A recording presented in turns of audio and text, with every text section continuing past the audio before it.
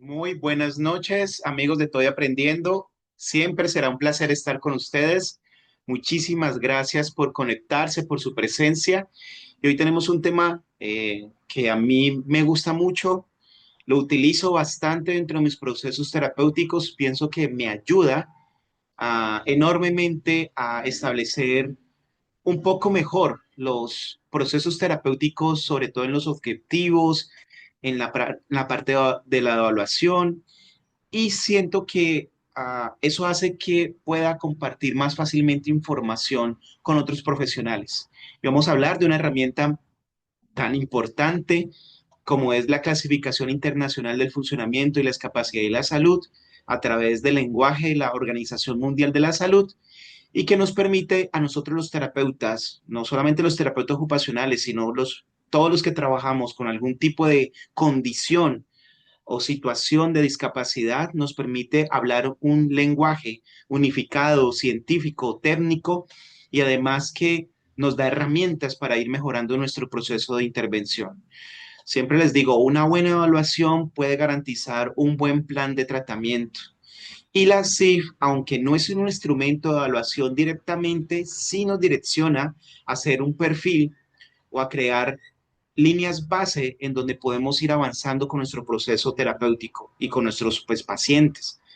Entonces, muchísimas gracias. Es un espacio corto, estamos hablando, vamos a trabajar unos 40 minutos, pero que se hace práctico y que lo pueden utilizar con diferentes condiciones o alteraciones de salud. Entonces, vamos a revisar. Recuerden que este espacio está diseñado para que los que quieran compartir, los que tengan alguna pregunta, ahí estoy. Solamente es levantar la mano, abrir el micrófono y con muchísimo gusto.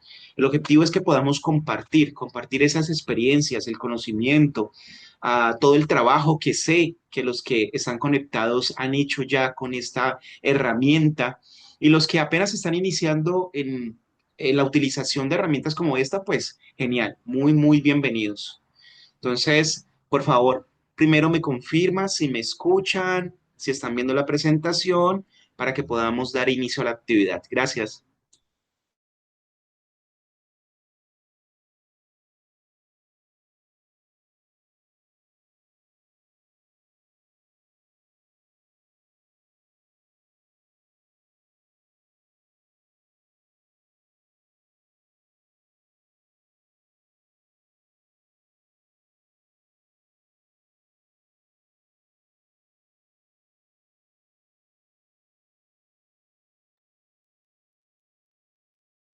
Hola, porfa, me confirman si se escucha, si están viendo la presentación, por favor, si estoy con ustedes. Sí se escucha y se está viendo la presentación. Sí. Ok, Narda, muchísimas gracias. Gracias por estar. Buenas noches, Narda. Bueno, ok. Entonces, bien, vamos a dar inicio entonces al espacio. Vamos a hablar de la clasificación internacional del funcionamiento y las capacidades de la salud. Vamos a referenciarla a nivel general porque pues no vamos a desarrollar todo el concepto de la CIF. Para eso hay muchísimos videos y tenemos también espacios en todo aprendiendo sobre el concepto, sobre pues el documento CIF. Hoy vamos a aterrizarnos un poquito sobre la utilización, un poco más práctico de lo que denominamos los corsets, que son conjuntos de esa CIF. Entonces vamos a revisar un poco a nivel conceptual y vamos a aplicar un caso. Ese caso muy general, pero que nos permite como reconocer para qué sirve realmente estos conceptos o estos manuales de clasificación. Y el resumen es que nos sirve para crear perfiles. Y crear perfiles es crear evaluación, crear una línea base de intervención. Entonces, lo primero, y así pues a nivel, como les decía, muy general, es que cuando hablamos de clasificación internacional del funcionamiento y la discapacidad, estamos hablando de la Organización Mundial de la Salud, que aproximadamente en el año 2001 empezó a moverse en un nuevo concepto que podría recoger algunas concepciones sobre la discapacidad y enmarcarlas un poco con relación a los nuevos conceptos biopsicosociales que manejamos sobre la intervención con nuestros usuarios o con nuestros pacientes. En otras palabras, es que se necesitaba un documento para poder actualizar el lenguaje y que pudiéramos hablar el mismo idioma en cuanto a la situación o las personas con alteración en su capacidad o en su funcionamiento. Y ahí es donde empezamos a hablar de funcionamiento. Ahora no hablamos tanto de discapacidad, estamos hablando de funcionamiento y participación. Esos son como los dos elementos. Eso es muy chévere porque cuando nosotros estamos haciendo una evaluación, sea terapeuta ocupacional, terapeuta físico, rehabilitador e inclusive docente, a mí lo que me interesa realmente con mi usuario, con mi paciente, con mi cliente de lenguaje que maneje, es básicamente que él participe. O sea, ¿qué es participación? Es hacer en un contexto real. Eso es participación.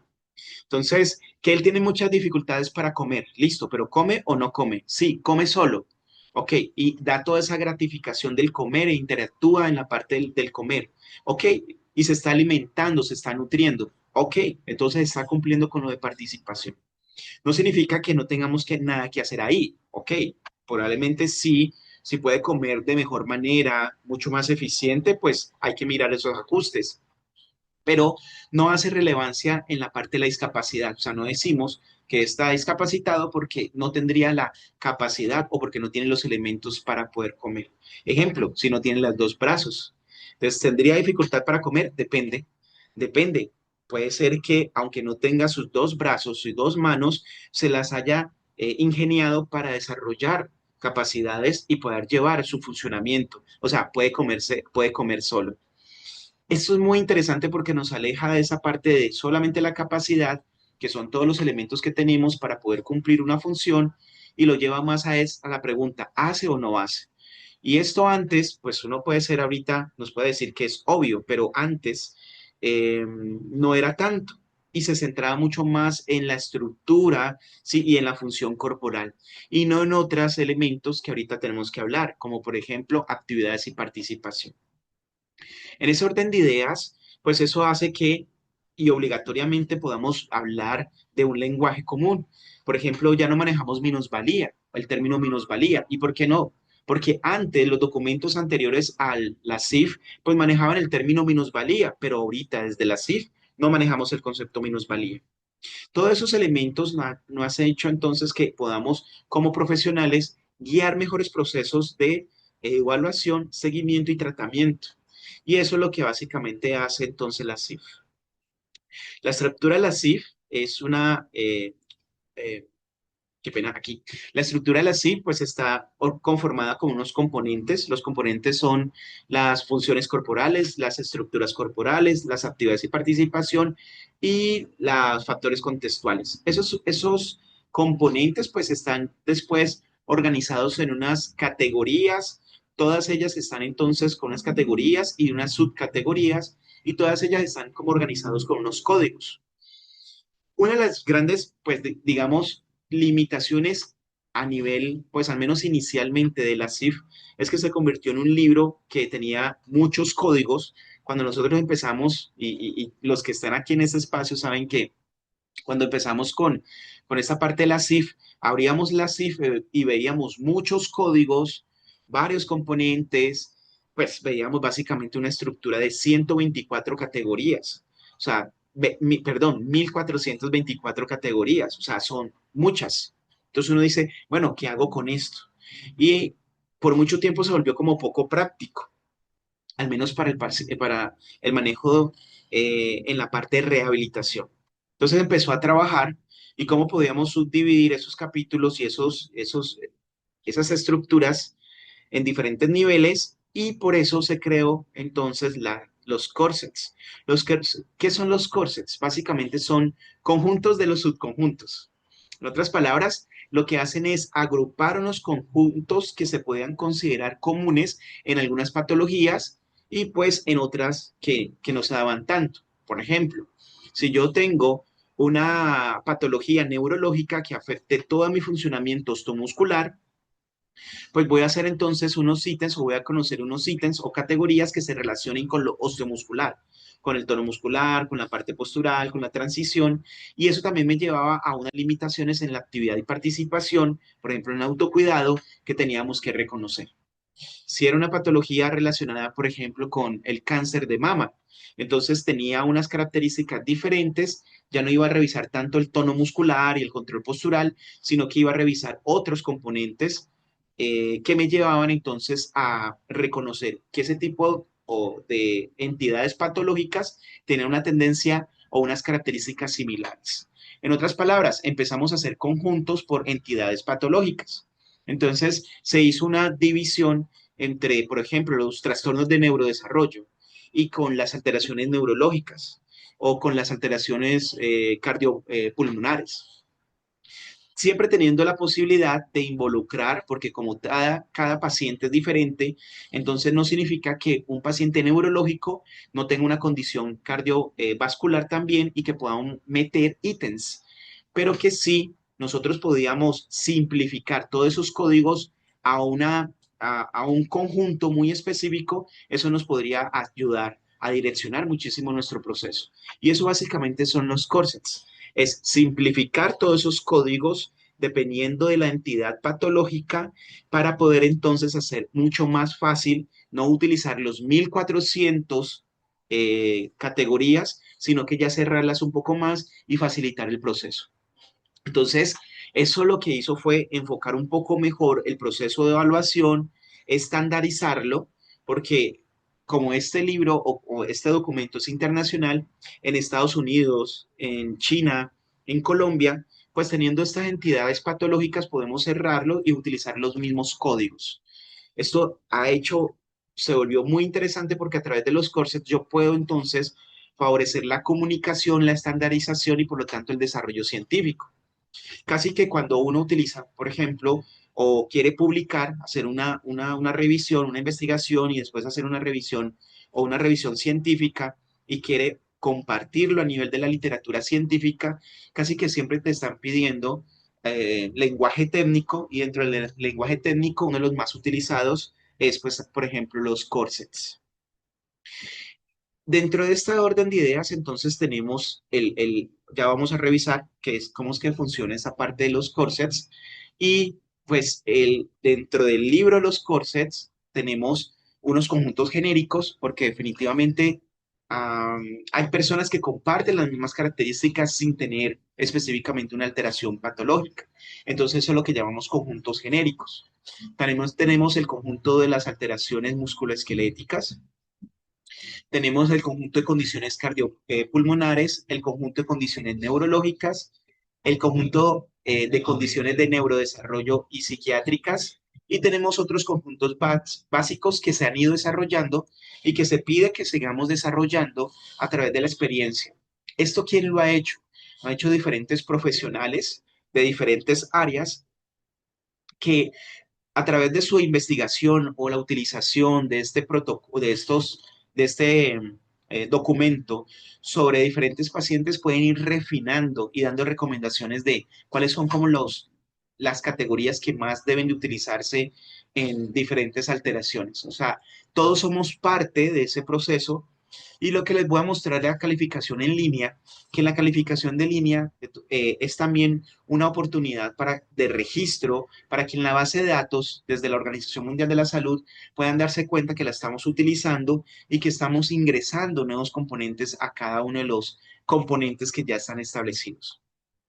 En ese orden de ideas, pues esto es básicamente lo que trabajamos con el Corsets. Entonces yo les voy a mostrar, voy a salir un momentico de la presentación para entrar, voy a entrar a Google y les voy a mostrar cuál es como el paso a paso. Yo sé que varios ya lo han hecho, pero cuál es el paso a paso para poder entonces hacer una calificación. Hoy vamos a hacer una calificación muy sencilla, vamos a hacer una calificación de este caso, por ejemplo, de un niño, ¿sí? Vamos a llamarlo Samuel, que tiene 5 años y que ha sido diagnosticado con parálisis cerebral espástica y que tiene una serie de características. Ahora no voy a ahondar tanto, les voy a mostrar cómo calificar, ¿sí? Y después entonces me voy otra vez como a las características. Si ustedes ven aquí, hay como unas características en algunos colores, ¿sí? Está en rojo, por ejemplo, está uno en amarillo, que hace referencia a esos componentes que les decía. las funciones corporales, las estructuras corporales, actividades y participación y factores ambientales. Y eso es también la recomendación, que cuando nosotros recojamos información con nuestros pacientes, podamos como de una vez vislumbrar e identificar como eh, esos componentes que me están marcando pues, o que me está direccionando la clasificación internacional del funcionamiento y la discapacidad. Entonces, quiero saber si hasta aquí tienen alguna pregunta, si de pronto he sido claro, si de pronto quieren que profundice en algo, como para mostrarles entonces ya el paso a paso de cómo lo haríamos en la plataforma del Corset. Quedo atento.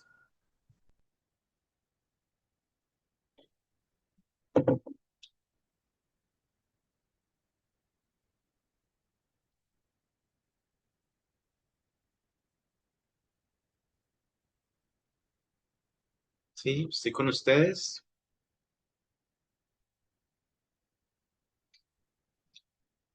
¿Seguimos? Sí. Sí, sí. Bueno, entonces vamos a seguir. Bien. Entonces, espérame, dejo de compartir. Un momento.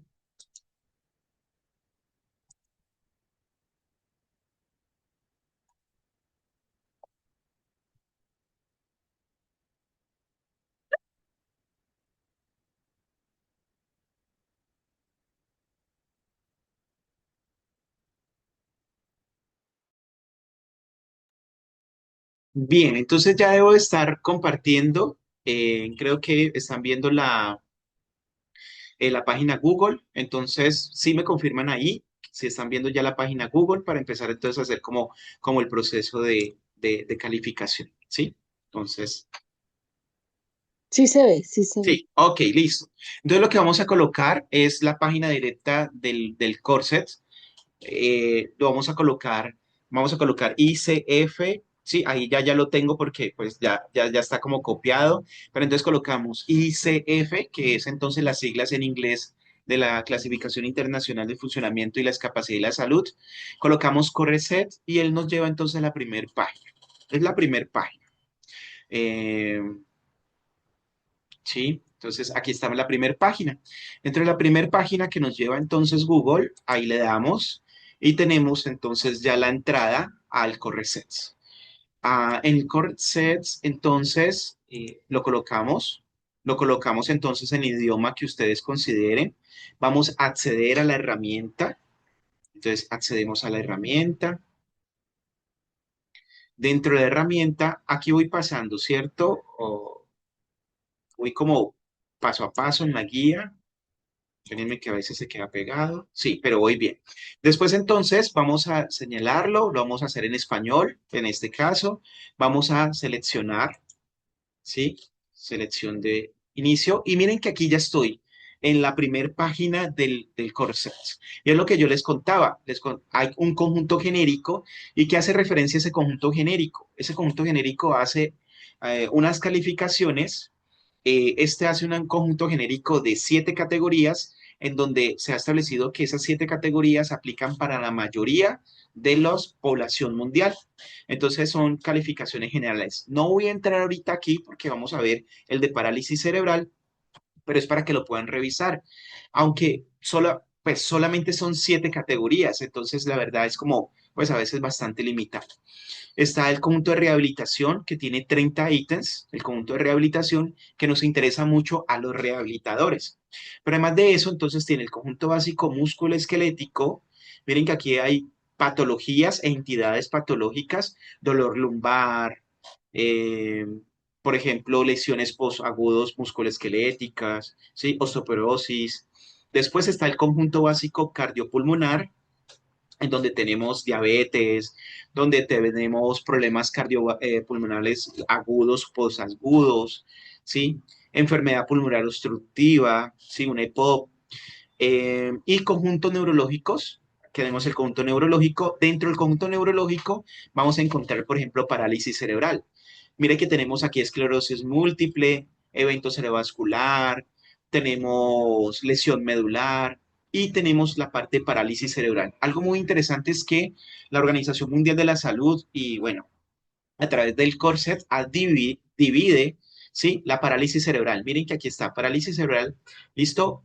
breve, común, pero también está parálisis cerebral entonces para menores de 6 años, o sea, para niños de 6 a 13 años, para adolescentes de 13 a 18 años y para la atención integral para niños con adultos con parálisis cerebral. Esto es muy importante porque cuando hablamos de parálisis, estamos hablando de parálisis cerebral infantil, pero estas personas, un niño con parálisis cerebral infantil, después se convierte en un adulto y no podemos estar manejando, pues, o sea, lo ideal no es manejar los mismos criterios de evaluación y los mismos parámetros porque pues ha cambiado su ciclo vital. Esto parece, pues es obvio, uno dice, listo, esto es obvio, pero es importante recordarlo y recargarlo porque la Organización Mundial de la Salud divide este proceso y le da esa categoría. O sea que un niño con parálisis cerebral de 30 años no es un niño con parálisis cerebral de 30 años. Quiero aclararlo porque muchísimas veces y el cotidiano ve a una persona con parálisis cerebral de más o menos 30, 40 años y dice el niño, y nos ha pasado. Y cuando estamos haciendo procesos, por ejemplo, de rehabilitación, se centra como en el niño. No pasa tanto con nosotros porque nosotros pues somos profesionales de la salud y lo podemos identificar fácilmente, pero en el ámbito cotidiano, estoy hablando en las personas no profesionales, sí pasa. Y esto se convierte en una barrera para el poder establecer las necesidades. Por ejemplo, las necesidades de un niño de parálisis, con parálisis cerebral entre 14 y 18 años, que es un adolescente que está en su función sexual, pues es muy diferente al de un niño de 6 años. Y todas esas variables hay que tenerlas en cuenta y lo maneja y lo tiene entonces en cuenta en los criterios y en las categorías que maneja la CIF. Entonces, a mí eso me parece muy interesante y es importante que lo podamos tener y recalcar. Los conjuntos básicos de la CIF, por ejemplo, para neurodesarrollo, psiquiatría y otros conjuntos. Por ejemplo, hace mucho énfasis aquí a neoplasias, cáncer de mama, condiciones, lesiones esporádicas de mano y algunos trastornos de sueño, ¿sí? Que los manejan aquí, pero que uno puede integrar en otras categorías. Bien, dentro de eso entonces tenemos que si nosotros vamos a trabajar, en este caso vamos a trabajar parálisis cerebral, entonces vamos a escoger aquí la parálisis cerebral. Entonces nos vamos para cardiopulmonar, neurológicos, y nosotros tenemos hoy un caso de un niño con 5 años, entonces sí, vamos a hacerlo con menores de 6 años. Entonces, menores de 6 años y breve. Significa breve es que ha sido como condensado, ha tenido menos elementos. Cada vez busca como restringir un poco más los elementos. Esto para nada es malo, es bueno porque entre menos elementos, o sea, menos categorías, más específico. Pero igual, ahorita vamos a ver que hay una forma de solucionar podemos decir, esa limitación en el ingreso de esas categorías. Yo le voy a dar acá, enviar selección, ¿sí? Le digo enviar selección y entonces ya me aparece. Aquí mire que ya me apareció que yo lo que hice fue meter en el conjunto, y aquí tengo el conjunto es entonces niños con parálisis cerebral, menores de 6 años, y esos son los subconjuntos que él mete. Mírenlo acá, eso es súper interesante. Recuerden que esta B significa entonces función corporal, sí, este código, entonces es una función corporal, y mire que acá dice funciones. Lo que dice la Organización Mundial a través del CORSET es que los niños con parálisis cerebral menores de 6 años, lo más probable es que tengan alteraciones en las funciones intelectuales. No es obligatorio que tenga, ¿sí? Esa alteración, porque la misma parálisis cerebral me dice no está directamente relacionado con un problema intelectual, pero como resultado de toda la interacción corporal y el desarrollo corporal, puede presentar alteraciones en su función intelectual. Entonces dice, funciones intelectuales, funciones de sueño, que me parece muy importante. Y mire, acá hay algo que quiero hacer referencia, es que muchas veces hacemos protocolos de intervención, trabajamos en el niño con parálisis cerebral y no hemos ni siquiera revisado cómo está durmiendo, ni siquiera le hemos preguntado a los padres cómo está durmiendo ese niño con parálisis cerebral. Muchos terapeutas, y aquí voy a hablar referencia a los terapeutas ocupacionales, no saben en qué cama y cuál es el tipo de cama que duermen los niños con parálisis cerebral. Esto es un problema grande, no solamente desde la función neurológica del sueño, sino que la voy a llevar a otro mucho más relacionado con parálisis cerebral y sueño, que es el posicionamiento. Recuerden que inclusive durmiendo nosotros manejamos todo un, todo un control postural, ¿sí? Que hace, por ejemplo, que no nos caigamos de la cama, que hace que podemos cargar peso y liberar la presión de nuestros tejidos, o sea, prevenir las úlceras de presión, que nosotros podamos movernos y descansar de diferentes posiciones y eso hace que pues que esté incluido entre ese proceso de sueño, la parte corporal y la posición. Pero sabemos que una de las alteraciones más específicas de la parálisis cerebral, pues son las alteraciones en el tono, la alineación y en el control postural como tal. Por lo tanto, es relevante, determinante que los terapeutas ocupacionales, y digo terapeutas ocupacionales, otros profesionales también lo pueden hacer, pero que los terapeutas ocupacionales veamos ese sueño como una parte de la ocupación determinante, en donde el niño con parálisis cerebral va a pasar gran parte de su vida durmiendo y también, pues, si no se puede levantar, acostado. Y esto es relevante trabajarlo, es muy importante. Debemos trabajar sueño y descanso, medir sueño y descanso como una función determinante. Hay también entonces alteraciones, por ejemplo, las funciones mentales, funciones de visualización, funciones auditivas, sensación de dolor, movilidad, uso de función de la mano. Entonces aquí tenemos muchísimas en la parte de las funciones. Ahora bien, si ustedes ven después de la D, ¿sí? Pasa entonces, perdón, de la B pasa a la D. ¿La D qué significa? La D básicamente significa actividades y participación. Las actividades y participación es lo que puede hacer. Por ejemplo, si puede adquirir el lenguaje, si puede usar la mano, si puede entonces comer, si puede usar el baño. Todo eso son referentes y después pasamos a la E. Donde tenemos la E, entonces tenemos, por ejemplo, parálisis. La E hace parte del contexto, de los factores contextuales. Entonces podemos identificar, por ejemplo, cómo los profesionales de la salud participan, cómo la familia puede ser un factor favorecedor, o sea, puede ser un facilitador, una barrera. Todos esos ítems son determinantes y aquí los tenemos. Y por último, tiene esta parte de la estructura, que es la S. Mire que hace parte la referencia a la estructura del cerebro. Esto es fundamental porque la parálisis cerebral no es la mano que vemos con alteración del tono muscular. La parálisis cerebral no es el tronco que está desviado, que tiene una escoliosis o que tiene poca función. La parálisis cerebral no es la alteración de la cadera que está, no sé, con una subluxación, ya una subluxación de cadera. La parálisis cerebral es una alteración neurológica, normalmente central, que involucra entonces o el cerebro o algunas estructuras asociadas, como por ejemplo el cerebelo o los núcleos de la base. Esto es importante porque nos está determinando qué es la parálisis cerebral. Y esto nos está diciendo que cuando nosotros hacemos una intervención sobre estos pacientes, pues estamos hablando de neurofunción, estamos hablando que necesitamos generar, reconocer cómo está esa estructura, pero también cómo podemos mejorar los inputs de intervención y cómo se está reorganizando o cómo se puede reorganizar este cerebro. Por eso cualquier estimulación a la mano, y si nosotros, por ejemplo, hacemos golpeteo, y si nosotros hacemos, por ejemplo, un movimiento en la mano, es muy importante tener en cuenta cómo está afectando y cómo está llegando al cerebro, cómo están esas vías sensoriales que desde el cerebro llegan, desde la mano, por ejemplo, el pie o la espalda, llegan a su cerebro. Por eso cualquier técnica no se puede utilizar. Por eso se utiliza vibración, sí, pero ¿cómo vas a colocar la vibración? ¿Con cuánto tiempo? ¿Cómo está recogiendo por la vía hasta llegar al cerebro? ¿Y cómo el cerebro está reconociendo esa vibración? Por eso no se puede utilizar cualquier técnica, y cualquier técnica sobre cualquier paciente. Y eso es una recomendación importante porque a veces decimos, es que sí, hay que alinear la mano y hay que estimular la mano para que aprenda a agarrar. Sí, pero recuerda que esa mano está conectada al cerebro y que aquí estamos hablando de neurofunción. Y eso nos lleva a que tengamos que ser mucho más responsables en las técnicas que utilizamos, en los modos que utilizamos y que podamos reconocer muy bien la complejidad de esta patología. Aquí hay algo muy interesante, es que estas son las que, sí, que son aproximadamente, creo que son unas 33, las que recoge en el primer conjunto básico del corset y después entonces nos da oportunidad a nosotros agregar. Por ejemplo, yo diría, para mí es importante la motivación, ¿sí? Pero la función proprioceptiva también. Entonces yo lo que voy a hacer es utilizar el control, ¿cierto?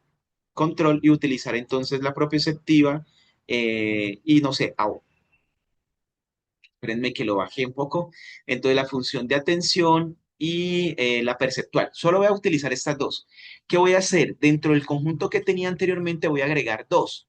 Voy a agregar el conjunto eh, que es de funciones y el conjunto propioceptiva. Este es el otro conjunto del conjunto básico integral que maneja el Corsets. Pero además yo puedo manejar el conjunto completo y decir, no sé, yo quiero que hablar de la conciencia. Entonces, mire que ya lo que hice fue seleccionar las funciones de atención, funciones propioceptivas y el estado de conciencia. Esto es porque cuando si yo hago la evaluación he encontrado, no sé, una necesidad de meter alguna categoría que no estaba inicialmente dentro del corset, yo lo puedo agregar, simplemente lo puedo agregar y puedo entonces después evaluarlo. Entonces yo después de esto le doy siguiente y ya entonces lo que me hace es, ¿sí? Decir, ya está agregado entonces el estado de conciencia, ya está agregado la función de atención, la función propioceptiva y las 30 que antes entonces me había evaluado para poder entonces hacer la calificación. Aquí le doy crear formulario, ¿sí? Este es el formulario y mírenlo acá, súper bello.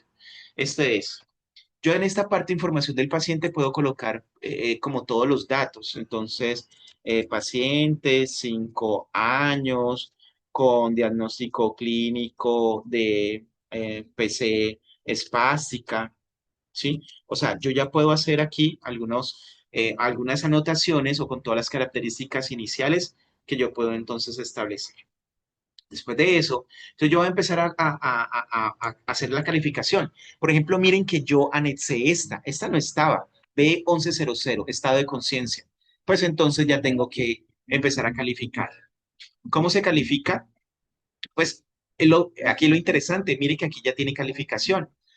Recuerden que las funciones corporales tienen un solo calificador. Las funciones corporales lo que me dice es qué tan alterada está la función en una función, en una estructura, ¿sí? O sí, en un sistema corporal. Básicamente es eso. Por ejemplo, se dañó todo el cerebro. Pues, ¿cuándo entonces el tipo de lesión? Pues entonces severo o completo, se dañó todo el cerebro. La función del cerebro, entonces estarían alterados. ¿Cuál sería la función del cerebro? No sé, una praxia, una función intelectual, no sé. O sea, habría que revisar cuál es la función del cerebro que está entonces afectada. Este es muy sencillo porque, por ejemplo, las funciones corporales solo tienen un calificador. Aquí está.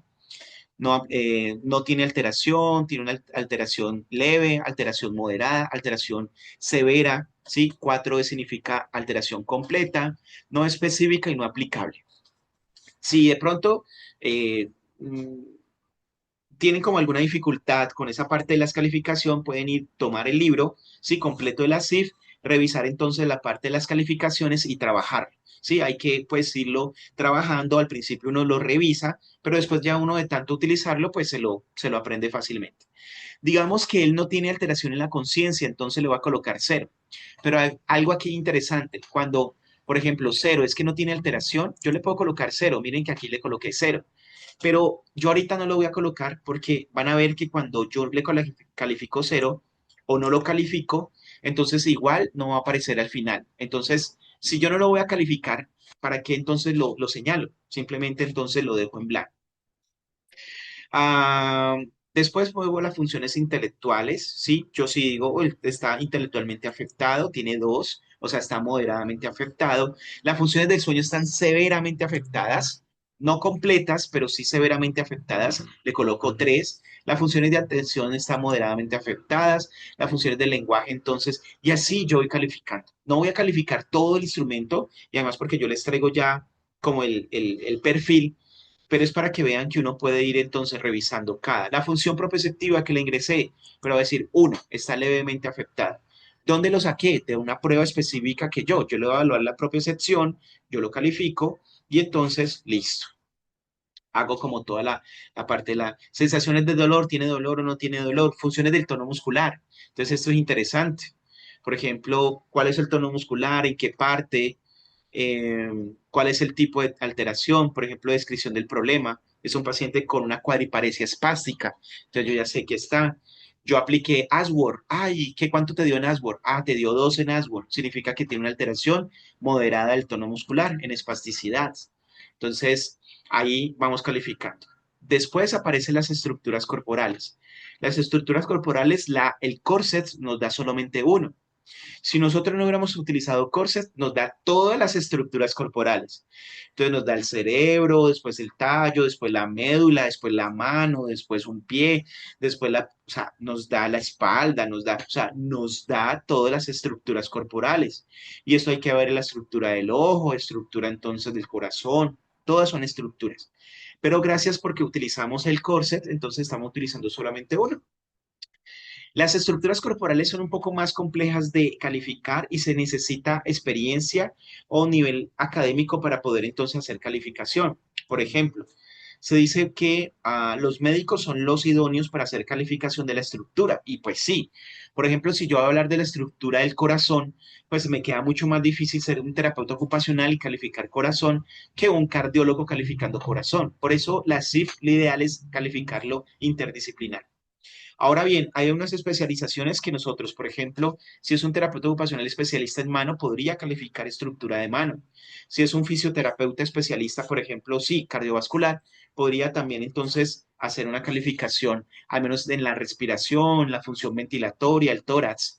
O sea, hay especialistas y profesionales especialistas que sí podrían asumir, y esa es la recomendación de la Organización Mundial de la Salud, que los especialistas, por ejemplo, en el cerebro, pues lo utilizaría el neurólogo o el especialista en neurorehabilitación, que tendría teóricamente la capacidad para hacer entonces una calificación de la alteración en la estructura. Aquí algo muy importante, las estructuras corporales tienen 3 calificadores y lo ideal es que tengan las 3 calificaciones. Son muy importantes, igual es muy importante. Por ejemplo, si es un niño con una parálisis cerebral, entonces, ¿cuál fue la alteración? Él tiene 3 calificaciones. Los, las estructuras corporales tienen 3 calificadores. El primero es la extensión, o sea, ¿cómo fue la extensión, el, la parte o el perímetro que afectó la estructura? Y eso es importante, o sea, qué tan grande fue, qué tan grande dañó la estructura. Eso es importante. ¿Fue completa, fue media, fue pequeñito, grande? Entonces, en esas estructuras uno, por ejemplo, por resonancias puede mirar la lesión de una parálisis cerebral. No en todos casos, pero en algunos es evidente la lesión. Y también por el funcionamiento uno puede decir qué tan grande fue la lesión o no. Esto, por ejemplo, es muy importante en eventos cerebrovascular. En eventos cerebrovascular, un evento hemorrágico a uno, por ejemplo, isquémico, pero ver la lesión, o sea, vivenciarla a través de una resonancia, es muy importante porque eso también nos da una idea de las posibilidades de recuperación. No se ha dicho nada de decir, Winston, ya está completo y no va a mejorar el paciente. No es así, pero sí, pues es mejor que si la lesión fue completa y todo fue el hemisferio derecho, pues va a ser un poquito más difícil la recuperación en el paciente. Entonces esto toma una relevancia, pues es importante. La medida, digamos que este paciente tuvo una alteración leve, ¿sí? O sea, que no fue completa, fue una extensión, ¿sí? Leve. La naturaleza hace otro tipo de calificación. Mírenlo acá, aquí está, sin cambios en la estructura. Deme un segundo, por favor.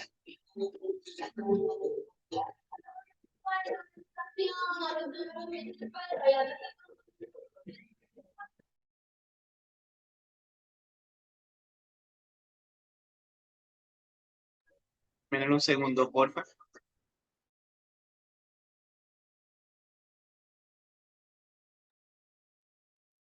Muy bien, que había un poquito de música afuera, entonces ya, ya estoy con ustedes. Eh, Ahora bien, esa estructura entonces también se califica con la naturaleza y la ubicación. No voy a hacer todo el énfasis porque sí tenemos un curso de SIF para que puedan ver el curso de SIF.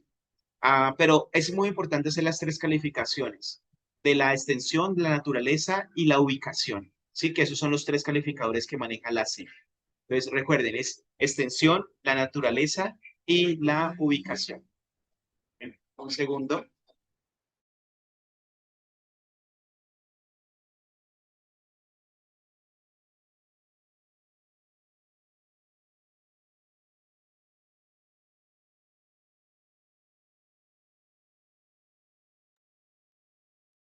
Bien, vamos a seguir.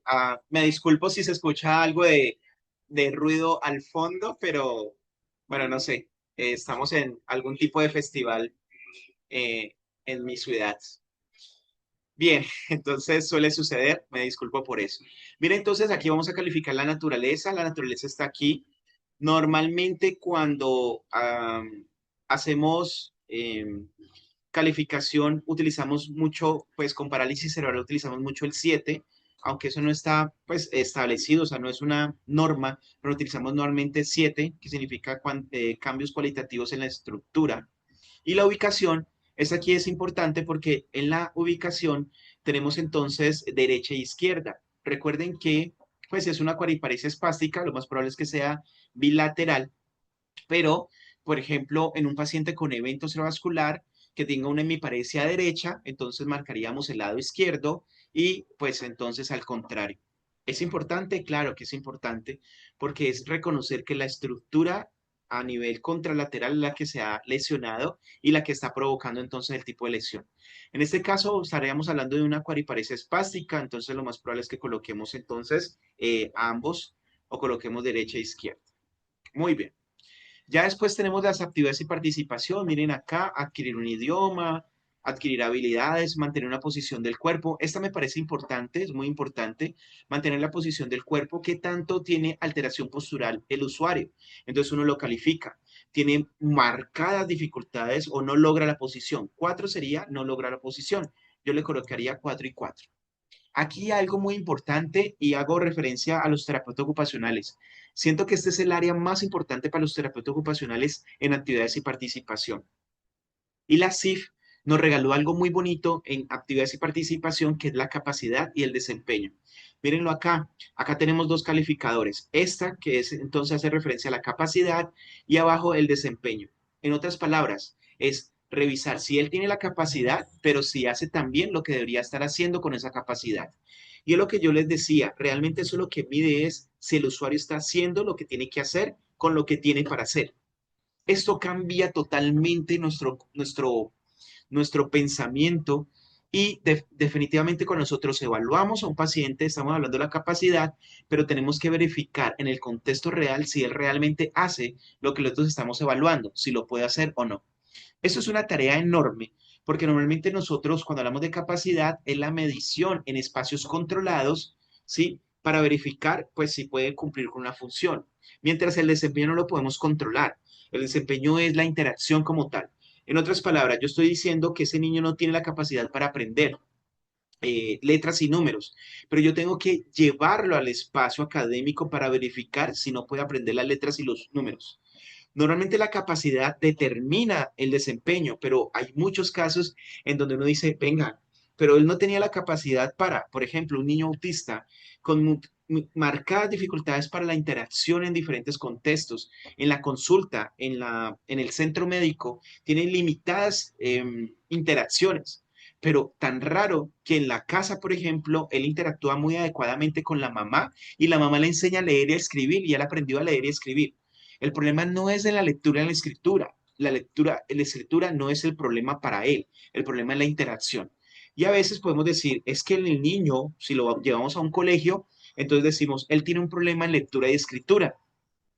Él tiene limitaciones en ese desempeño. Y el profesor podría decir eso. Pero el problema no es en la lectura y la escritura, el problema es en la interacción.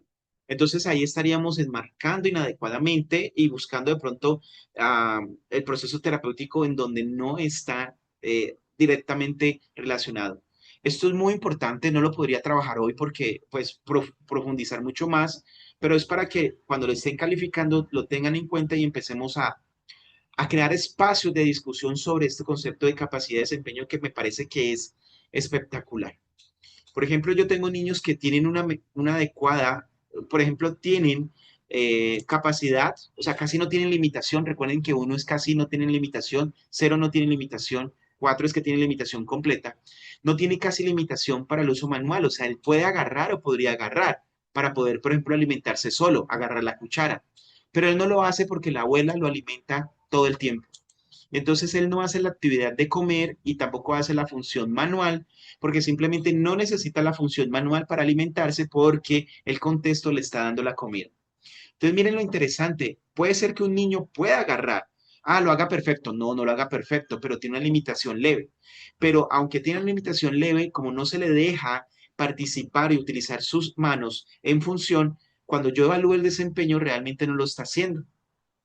Entonces aquí hay una discrepancia entre la capacidad y el desempeño que nosotros tenemos que identificar, no solamente como terapeutas ocupacionales, sino como profesionales de la salud, para poder entonces establecer qué es lo que está sucediendo. Y lo ideal es que sí, la capacidad y el desempeño sean coherentes entre una y otra, pero realmente a veces no sucede. Aquí está caminar, desplazarse por lugares, ir al baño, comer, ¿sí? Recuerden que como esta es una traducción en línea, entonces aquí este término comer, comiendo, pues está eso, en una traducción que pues a veces discrepa un poco y cambia pues un poco en la terminología. Participar del juego y aquí ya tenemos la parte de el ambiente, ¿sí? El ambiente yo voy a calificar solamente, miren que el ambiente tiene 4 a 0, pero tiene más 4 y 0, ¿sí? Y tiene 8 y 9 que también entonces no aplica o no es específico. Vamos a hacer una calificación en familia inmediata. Digamos que la familia es un facilitador espectacular. Que los amigos también son chéveres, pero que los profesionales de la salud, la verdad, no le están colaborando con el proceso terapéutico. Entonces le voy a colocar 4. 4 significa que es una barrera. En este caso yo estoy calificando que los profesionales de la salud, ¿sí? Y aclaro, no es ninguno de nosotros, ¿cierto? Porque si fuera alguno de nosotros tendría más 4, porque sabe de la calidad de los que estamos aquí, de los que estamos trabajando, pero pues hoy hipotéticamente vamos a colocar que ¿verdad? Que los profesionales de la salud se convierten en una barrera.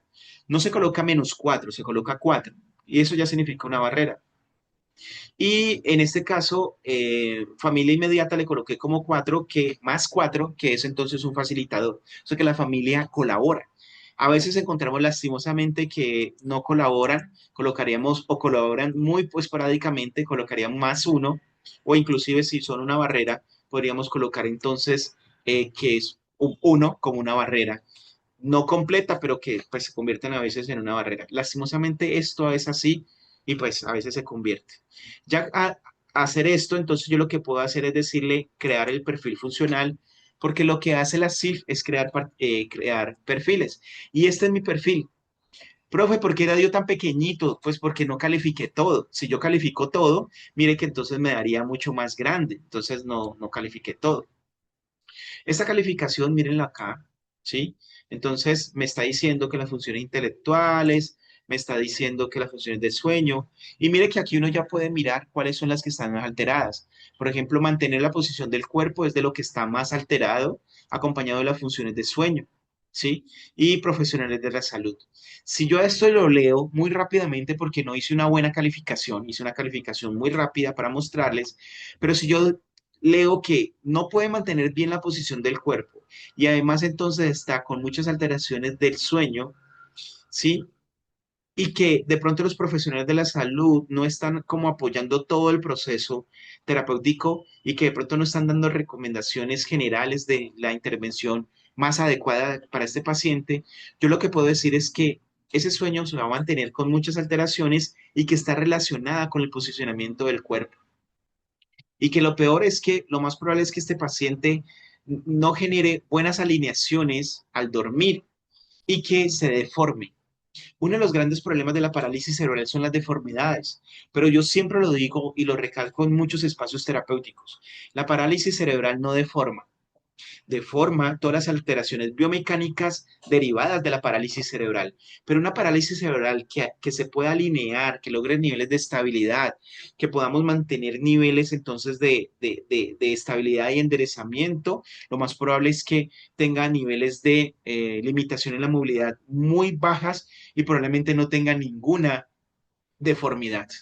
Pero lastimosamente encontramos muchos niños con parálisis cerebral o adultos con parálisis cerebral deformados y habría que revisar dentro de los procesos de intervención, y no estoy diciendo que han sido totalmente inadecuados, pero cuáles fueron las acciones que se tomaron desde el inicio para prevenir algo que sabíamos que es inherente en la parálisis cerebral, que es las alteraciones en la alineación.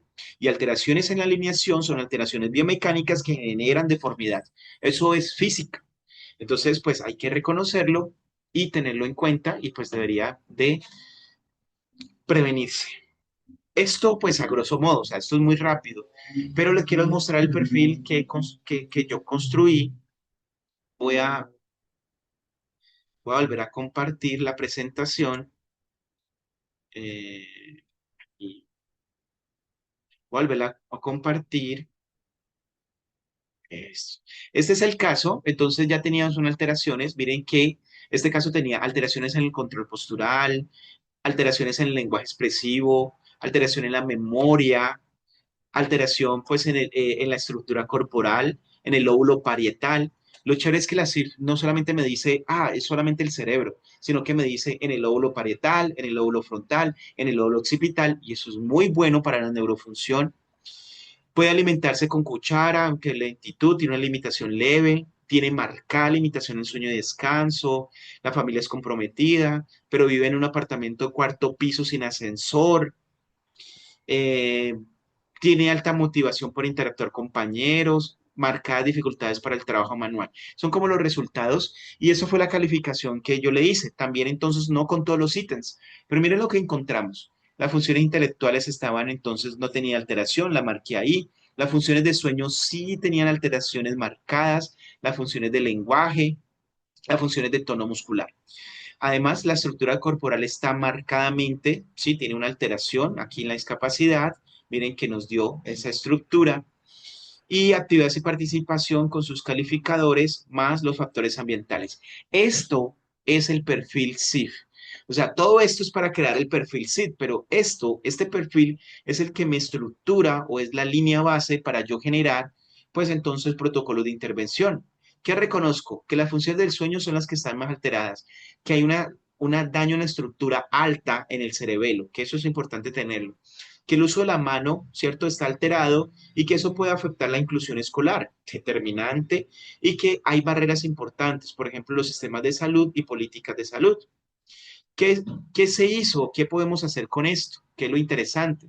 Es que las CIF o los corsets me ayudan a organizar mejor mis objetivos. ¿Cuál podría ser uno de los objetivos? Yo puedo crear varios, pero ¿cuál podría ser uno de los objetivos de intervención con este paciente, teniendo en cuenta este perfil? Pues yo quisiera incrementar los niveles de participación, que eso sería lo ideal siempre, incrementar los niveles de participación. Ojo, mejorar calidad de vida, eso es muy grande. Lograr independencia en las actividades de la vida diaria, pues se está comprometiendo a lograrlo, lógrelo. Yo le digo a muchos de mis estudiantes, lograr independencia en las actividades de la vida diaria, yo, lógrelo, genial, me encanta, pero ese objetivo hay que mirar a ver. En cambio, yo sí puedo decir incrementar los niveles de participación y lo puedo medir. Por ejemplo, si la actividad de participación aquí estaba entonces en 1 o 0, pues que pase a 2. Ya logré incrementarlo. ¿Todavía es dependiente? Sí, todavía es dependiente, pero logró incrementar los niveles. Y lograr incrementar no es lograr la independencia, sino entonces disminuir la dependencia. Y eso es parte del proceso de intervención y de los logros que tenemos con nuestros usuarios y poderlos medir. No solamente hasta que sean totalmente independientes, ya lo logramos, sino que ir el paso a paso que nos permite ir midiendo y hacer como el pronóstico de si lo vamos a lograr o no. Incrementar los niveles de participación en Samuel, ¿sí? Mediante la optimización de la función manual. O sea que hacer función manual hace que yo pueda entonces incrementar los niveles de participación. Muy bien. Y lo llevo a lo académico. Genial. Promover los hábitos saludables de sueño y descanso. Yo no sé por qué él no está durmiendo bien, pero probablemente hay que hacer el estudio de por qué no está durmiendo bien. Probablemente no solamente sea postural, también sea de hábitos, ¿cierto? Que eso involucra, ¿sí? Por ejemplo, buscar una movilización muy suave antes de dormir para que las articulaciones queden un poco más alineadas, favorecer la utilización de una cama mejor, con un colchón mejor, utilizar almohadas que faciliten la alineación de la cabeza y la estabilización de la cabeza, que las hay. Y eso, favorecer esa alineación me ayuda a que se vayan incrementando esos hábitos, la luz, el tiempo, todo eso es importante y la implementación de recomendaciones para el ajuste en espacios o en espacios contextuales. Miren que esto es grandísimo, ¿no? O sea, esto no es pequeñito. Cuando yo digo incrementar los niveles de participación académica en Samuel, estoy hablando de muchos otros objetivos ahí. Cuando yo estoy hablando de la optimización de la función manual, estoy hablando de muchos objetivos ahí.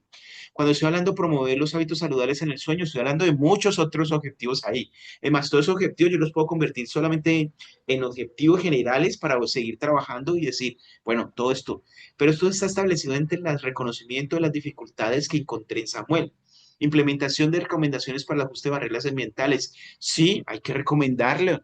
Por ejemplo, aquí en el sistema de salud, o sea, si nosotros tenemos que darle asesoría y direccionar para que otros profesionales puedan apoyar, para que el sistema de salud pueda brindar todos los requerimientos y toda la atención que le deben de dar a Samuel, pues tenemos que hacerlo y direccionarlo. Por ejemplo, pues colocar en Colombia, para los que están en Colombia, una tutela, pero la gente no sabe colocar una tutela o no sabe que tiene derecho, o sea, entonces es eso. No lo voy a hacer yo no hago la tutela, pero entonces sí hay las recomendaciones y guiar, porque hay muchos otros profesionales, por ejemplo, un abogado, que son parte de ese proceso, que nos pueden direccionar esta dirección. Ahora bien, no es que se trate de, bueno, entutelemos y nos centremos, no. Las recomendaciones en los factores ambientales son recomendaciones que podemos hacer desde el cuarto piso que vive, ¿sí?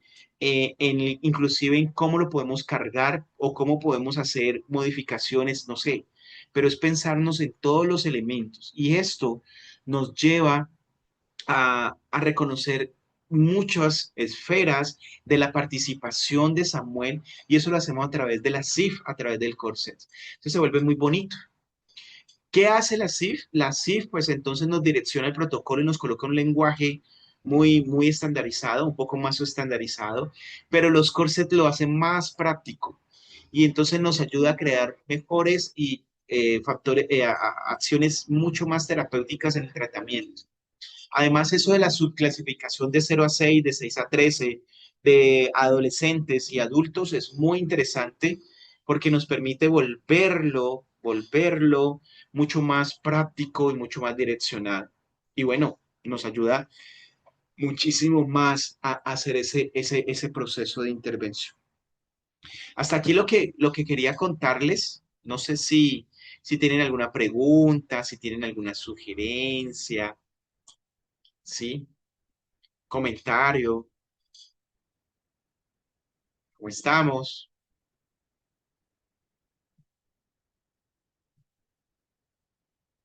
Sí, todavía estoy con No. ustedes.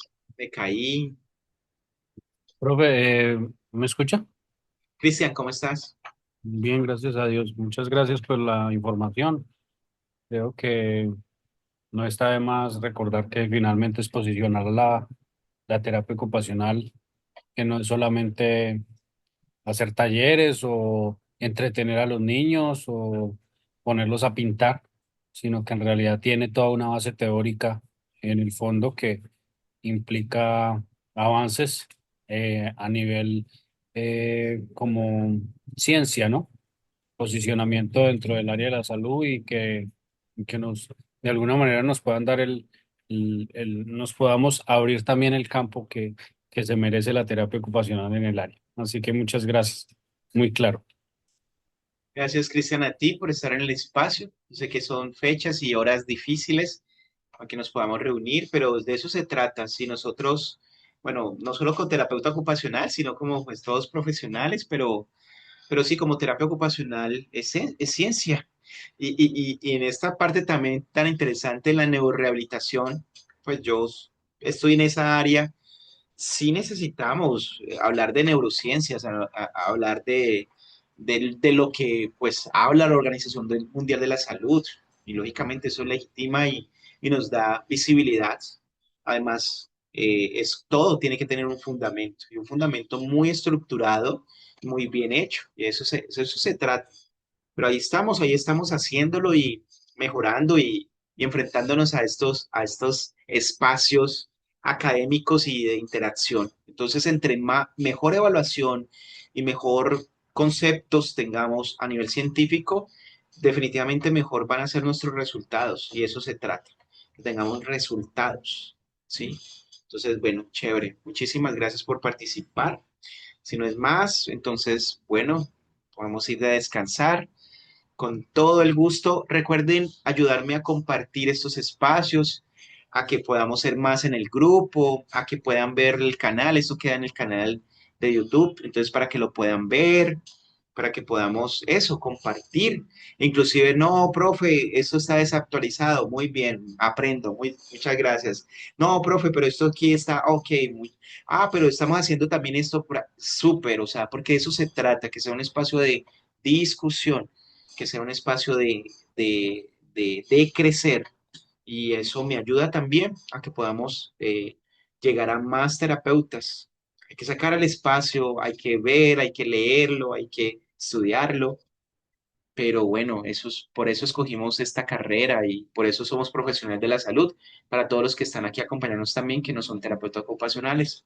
Con muchísimo gusto, muy buena noche y bueno, estén bien.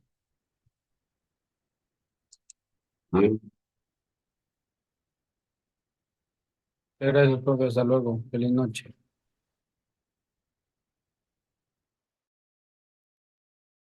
Buena noche para todos. Hasta luego.